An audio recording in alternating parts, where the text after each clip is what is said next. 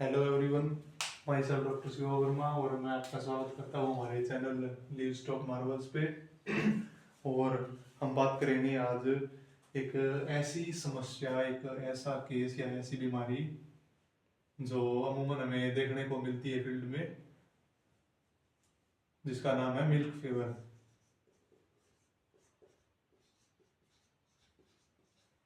Milk fever यानी अगर हम देसी भाषा में बात करें तो पशु को कैल्शियम का तोड़ देना।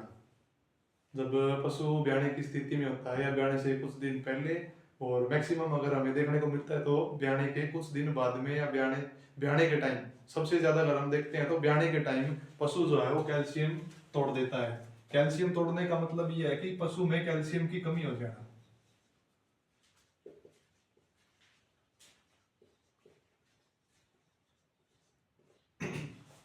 पशु में कैल्शियम की कमी का मतलब, इसके साइन हमें क्या मिलेंगे अगर हम देखेंगे।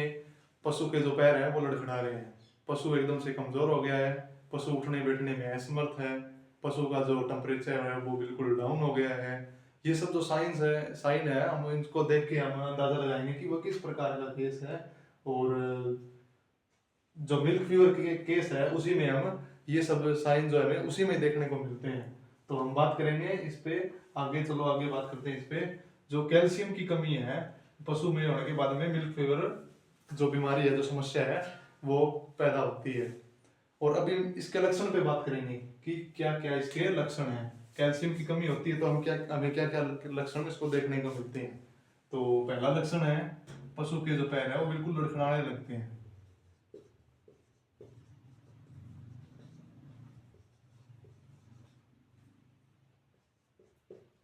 और पैर लड़खड़ाना का मतलब पशु से ये है कि अगर जब पशु उठता बैठता है तो उस पैर कांपना, पशु के उठने बैठने में असमर्थ होना।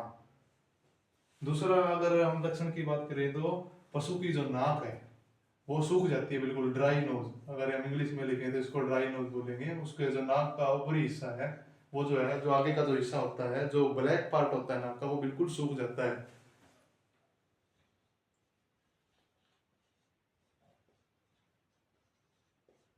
अगर हम इससे अगले लक्षण की बात करें, अगर हम तीसरा लक्षण की बात करें तो जो पशु का जो टेम्परेचर है, अगर हम उसका टेम्परेचर देखेंगे, अगर उसका टेम्परेचर ज्ञात करेंगे तो वो बिल्कुल ही लो मिलेगा हमें।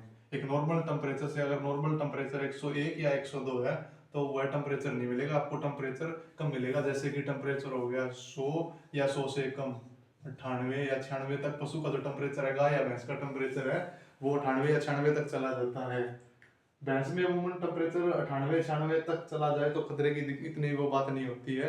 लेकिन अगर गाय में टेम्परेचर 96 तक चला जाता है तो गाय की जो स्थिति है वो बिल्कुल ही खराब हो जाती है। गाय उठ ही नहीं पाती है, गाय बैठ जाती है बिल्कुल। और उसको उठने में, वापस से स्वस्थ पोजिशन में आने में बहुत दिक्कत होती है जब ये टेम्परेचर 96 तक चला जाता है या 98 तक चला जाता है। और चौथे लक्षण की हम बात करेंगे तो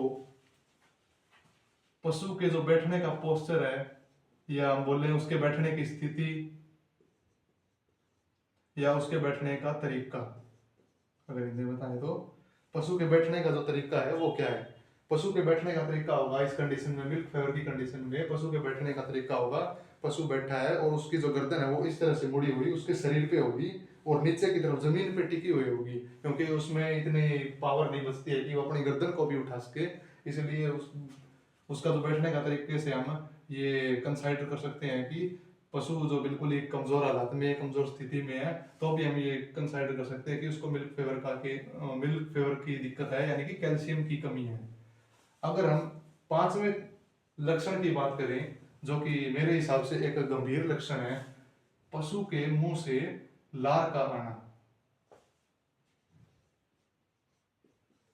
ये एक गंभीर लक्षण है। जब पशु बैठा है, उसका टेम्परेचर भी डाउन है, उसकी नाक भी सूखी है और उठने बैठने में असमर्थ है। अगर हम उसको अप्रोच कर रहे हैं खड़ा होने के लिए, लेकिन वो गिव अप का साइन दे रहा है, मतलब कि वो उठने में असमर्थ है, कोशिश ही नहीं कर पा रहा है, और उसके पशु के मुंह से लार आ रही है, तो हम ये अंदाजा लगा सकते हैं कि पशु की स्थिति जो है वो बहुत ही गंभीर है। वो एक सीरियस केस है। जब पशु के अंदर का जो फ्लूइड है वो बाहर आने लगता है, जो लार है वो बाहर आने लगती है, तो ये गंभीर स्थिति है। तब हमें पशु को इमीडिएटली ट्रीटमेंट पे रखने की जरूरत है। तो अब हम बात करेंगे जो मिल्क फीवर होने के कारण क्या है, यानी कि किस किस वजह से जो मिल्क फीवर का केस है वो हमें देखने को मिलता है कि जो पशु कैल्शियम तोड़ देता है वो किस वजह से तोड़ता है। तो हम अभी उस बारे में बात करेंगे। तो सबसे पहला कारण ये हो सकता है कि जो ब्याने के तुरंत बाद में, जब पशु ब्याता है तो तुरंत बाद में हम क्या करते हैं, जो उसका बच्चा होता है या कटड़ा कटड़ी है या बच्चा जो बची है उसको हम दूध पिला देते हैं, यानी कि एक्स्ट्रा दूध पिला देते हैं, या फिर हम दूध निकाल देते हैं। मतलब से तुरंत ब्याने के बाद में दूध निकाल देना। ब्याने के तुरंत बाद दूध निकालना। ब्याने के तुरंत बाद दूध निकालने से क्या होता है कि पशु में जो कैल्शियम का लेवल है वो एकदम से कम हो जाता है। अगर थोड़ा सा साइंस की भाषा में हम बात करें तो इसको बोलते हैं, जो ब्याने के बाद जो तुरंत बाद जो दूध निकलता है उसको बोलेंगे हम कोलोस्ट्रम।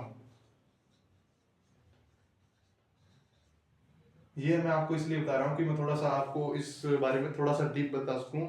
अगर हम कोलेस्ट्रॉल की बात करें या ब्याने के बाद का जो दूध है उसकी बात करें तो उसमें होता है 1 लीटर जो कोलेस्ट्रॉल है, 1 लीटर जो दूध है उसमें अमूमन 2.3 मिलीग्राम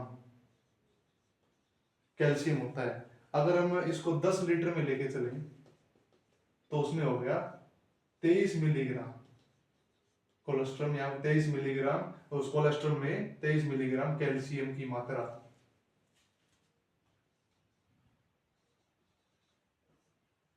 तो ब्याने के तुरंत बाद में इतना दूध निकलेगा और इतना ज्यादा कैल्शियम निकलेगा तो पशु में जाहिर सी बात है कैल्शियम की कमी आएगी।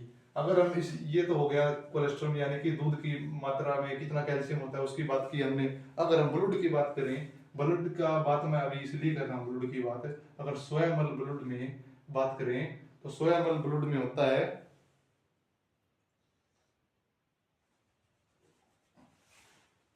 सोयामल ब्लड में आपको मिलेगा, देखने को मिलेगा, या मैं बताता हूँ, सोयामल ब्लड में 10 से 12 मिलीग्राम कैल्शियम। अब ब्लड की बात अभी मैंने इसलिए की है, पशु में हड्डियों से कैल्शियम को लेके आना ब्लड का ही काम है, यानी कि पशु के ब्लड में कैल्शियम का होना बहुत जरूरी है। ब्लड यानी खून में, पशु के खून में कैल्शियम का होना बहुत जरूरी है। अगर खून में कैल्शियम की मात्रा कम है तो पशु जाहिर सी बात है कैल्शियम तोड़ेगा। अगर हम अपनी भाषा में बात करें तो अगर ब्लड में कैल्शियम की मात्रा कम होगी तो पशु के पैर लड़खड़ाएंगे, पशु कमजोर हो जाएगा, उसकी स्थिति जो है वो बिल्कुल ही डाउन हो जाएगी। अगर हम एक स्वस्थ पशु की बात करें, एक स्वस्थ गाय या भैंस की बात करें कि एक स्वस्थ गाय या भैंस के अंदर कितना कैल्शियम की मात्रा होती है, अगर हम 1 लीटर के हिसाब से बात करें, 1 लीटर में 2.1 से 2.5 यानी 2.1 से 2.1 से 2.5 मोलोमाइल्स कैल्शियम की मात्रा होती है एक स्वस्थ पशु के अंदर। अगर ये मात्रा इससे कम हो जाए तो हमें फिर ये देखने को मिलेगा, मिल्क फीवर का केस देखने को मिलेगा। अगर हम साधारण सी भाषा में बात करें तो पशु कैल्शियम तोड़ देगा। अभी हम थोड़े से इसमें एडवांस अगर बात करें, अगर थोड़ा सा और इसको डीप समझें तो पशु में एक पैराथायराइड नाम का हार्मोन होता है।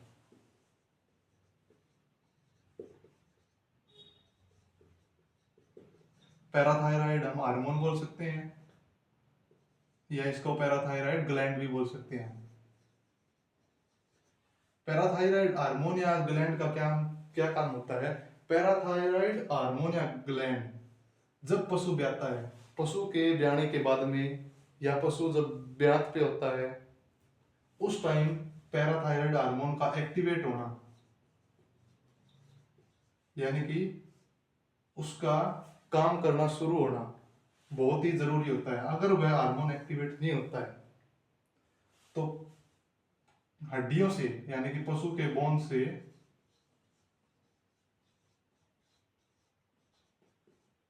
जो ब्लड है वो पशु के बोन से कैल्शियम सप्लाई करने में असमर्थ हो जाता है।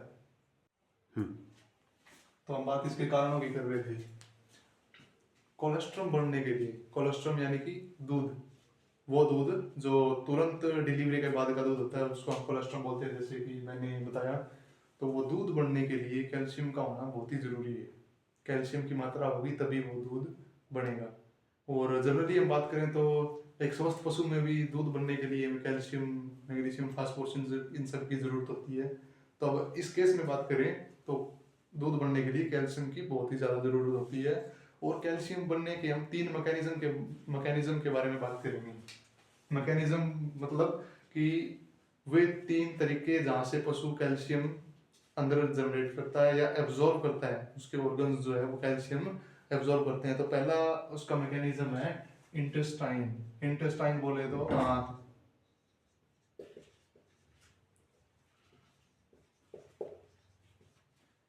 पशु जो कुछ भी चारा खाता है, जब हम कैल्शियम सप्लीमेंट या कैल्शियम फीड हम पशु को देते हैं तो आंत में जाके, और आंत उसमें कैल्शियम का, आंत उससे कैल्शियम एब्जॉर्ब करती है।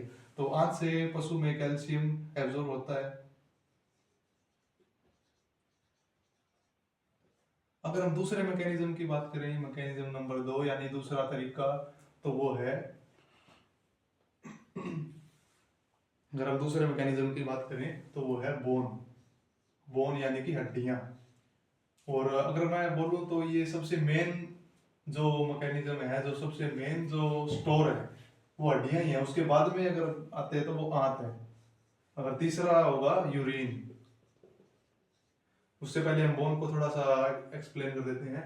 बोन, हड्डियां कैल्शियम से बनी होती है, और जो पैराथायराइड हार्मोन्स जब वो एक्टिवेट होता है, जो मैंने बताया था, तो वो जो बलूड का काम होता है हड्डियों से कैल्शियम उठाना डिलीवरी के टाइम। तो वो कैल्शियम, बोन क्या है, कैल्शियम का स्टोर है पशु में, यानी कि जहां सबसे ज्यादा मात्रा कैल्शियम की पाई जाती है। ज्यादा मात्रा में कैल्शियम हड्डियों में होता है।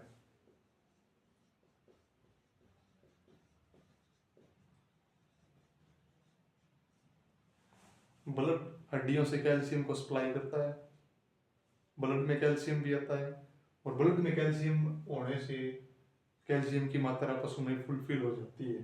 तो बोन्स इसका दूसरा मेजर मैकेनिज्म हो गया। और तीसरा अगर मैकेनिज्म की बात करें, तीसरे तरीके की बात करें, यूरिन, जो कि एक मेजर मैकेनिज्म नहीं है, लेकिन इससे भी कैल्शियम पशु में एब्जॉर्ब होता है। जब यूरिन फिल्टर की प्रोसेस में होता है, जब फिल्टर होता है पशु में यूरिन, तो उसमें कैल्शियम की जो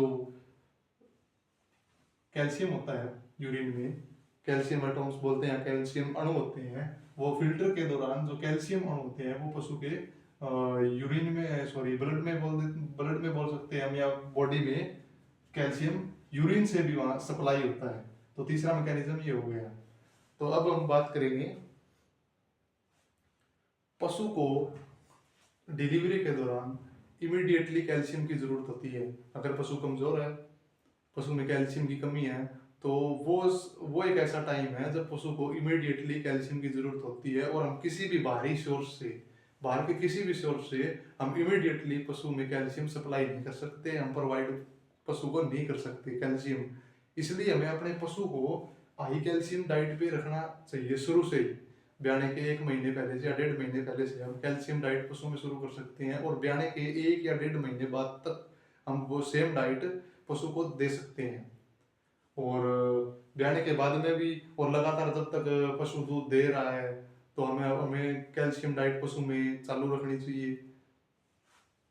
जैसे कि हम बात करें, अगर इमीडिएटली पशु को कैल्शियम प्रोवाइड करना है तो बोलस, ऑन द स्पॉट हम बोलस से गोलियां जो आती हैं पशु में कैल्शियम की, वो पशु को गोलियां खिला सकते हैं। दूसरा अगर बात करें, अगर इमरजेंसी है, इमीडिएटली कैल्शियम देना, हालांकि इमीडिएटली कैल्शियम पशु में प्रोवाइड नहीं कर सकते, लेकिन हम कोशिश करेंगे, इंजेक्शन भी लगा सकते हैं। तीसरा हम बात करें तो लिक्विड, कैल्शियम का लिक्विड भी पिला सकते हैं। लिक्विड यानी कि कैल्शियम दवाइयाँ, वो दवाई जिसमें कैल्शियम की मात्रा हो। जैसे अगर मैं एग्जांपल के तौर पे बताऊं तो आपको ग्लूका बूस्ट,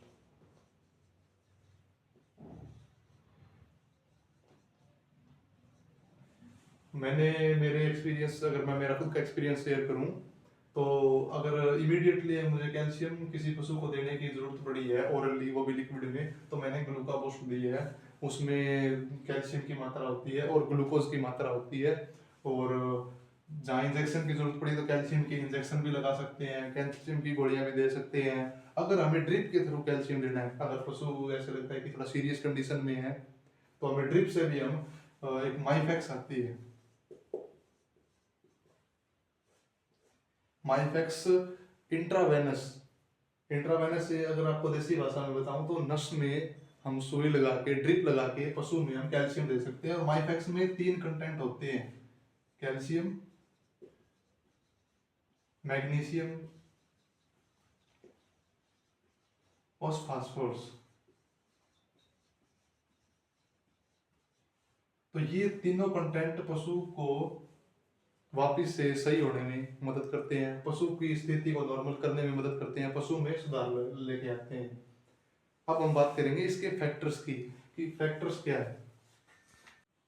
अगर हम इसके फैक्टर की बात करें, फैक्टर्स यानी कि जो जिस वजह से, जिस रीजन से पशु में कैल्शियम की कमी आती है, अगर उसकी बात करें तो उसके 2 फैक्टर हैं। जैसे एक फैक्टर मैंने डिस्कस कर दिया था, जो पैराथायराइड नाम का जो हार्मोन है उसका एक्टिवेट होना बहुत ही जरूरी है। अगर किसी पशु में वो पैराथायराइड हार्मोन या पैराथायराइड ग्लैंड जो है एक्टिवेट नहीं हो पाती है, तो पशु में जो ब्लड है वो बोन से कैल्शियम की सप्लाई करने में फेलियर हो जाता है, या कैल्शियम की सप्लाई बहुत धीरे धीरे करता है, जबकि पशु को इमीडिएटली तुरंत बहुत ज़्यादा कैल्शियम की ज़रूरत होती है। दूसरा फैक्टर अगर हम इसकी बात करें तो दूसरा फैक्टर है एज, यानी कि पशु की उम्र।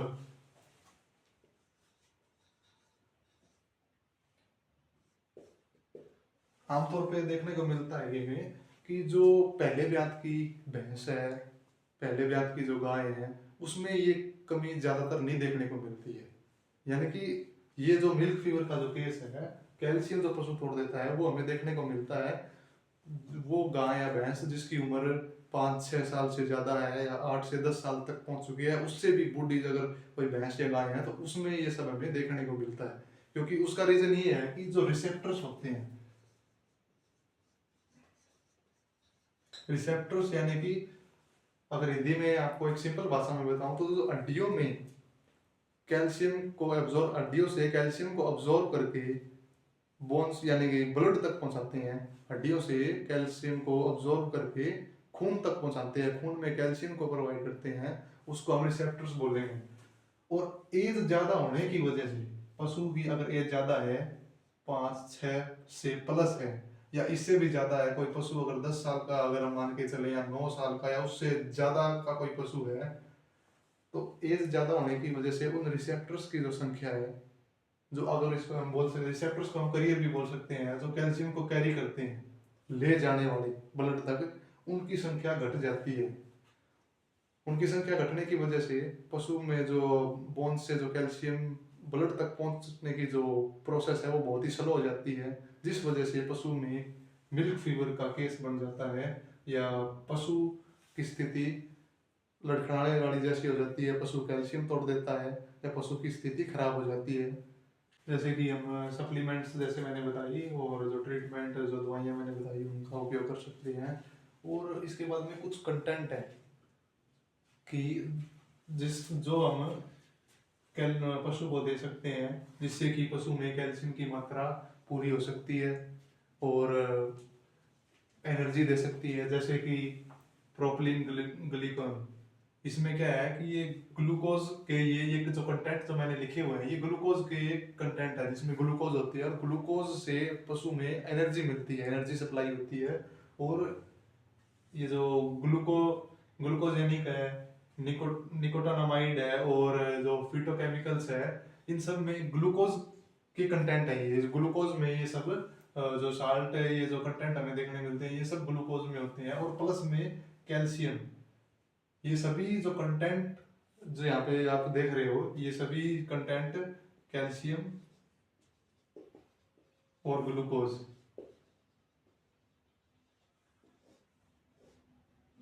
इनमें होते हैं। ये कैल्शियम और ग्लूकोज में ये सब कंटेंट पाए जाते हैं। तो जो हमें मार्केट से या किसी मेडिकल स्टोर से हम जो दवाई लेके आ रहे हैं, तो उसमें ये जो कंटेंट जो यहाँ पे आपको दिखाई दे रहे हैं, ये कंटेंट होने बहुत जरूरी है। तभी हम उसमें ये ओरली लिक्विड देके ओरली पशु को हम उसमें कैल्शियम की मात्रा को पूर्ण कर सकते हैं।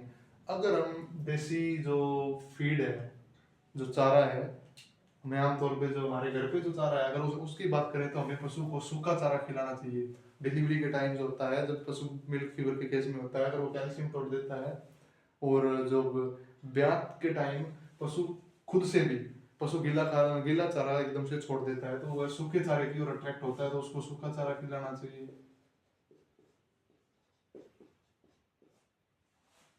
पशु को सूखा चारा खिलाना चाहिए। और उससे क्या होता है, अगर हम जैसे कैल्शियम देंगे, कैल्शियम देने से क्या होगा, पशु की जो हड्डियां हैं, जो बोन्स है, वो मजबूत होगी कैल्शियम से, क्योंकि पशु की जो हड्डियां हैं वो कैल्शियम और मैग्नीशियम, कैल्शियम फास्फोरस से बनी होती है। कैल्शियम अगर हम पशु में परिपूर्ण होंगे तो वो कैल्शियम तोड़ने वाली जैसी दिक्कत आएगी नहीं, मिल्क फीवर का केस ही नहीं बनेगा। तो हमें अपने पशु को हाई कैल्शियम डाइट पे कंटिन्यू रखना होगा। दूसरा, हमें जैसे अगर ठंडी के दिन है, सर्दियों के दिन है, तो हमें अपने गाय भैंस को धूप में रखना चाहिए। धूप में क्या है कि पशु विटामिन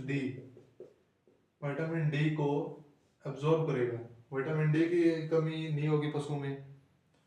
हमें पशु को खनिज मिश्रण देना चाहिए।